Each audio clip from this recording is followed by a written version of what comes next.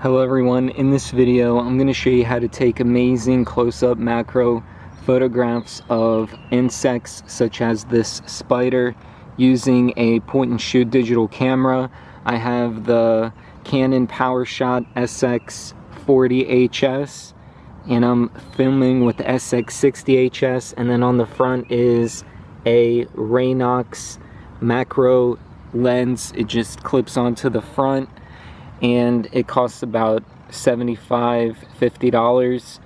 So all we're going to do is put that lens onto the front, and then we're going to zoom in on the insect that we would like to photograph. It's on the run here. So here is our spider, and we're just going to get him in front of our camera here, and then we're just going to start to zoom in from about a 6 to 12 inch distance from the insect. And there he is. Adjust your tripod, and then we're just going to zoom in AV mode. You can use manual or autofocus, and then get your shot lined up.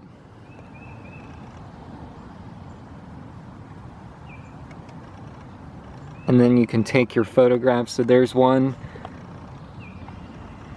And as you can see, he won't sit still, so that is one of the difficult parts that you can't really control, is getting your subject to stay still. So we got one nice photograph out of that, and I hope you guys found this video helpful.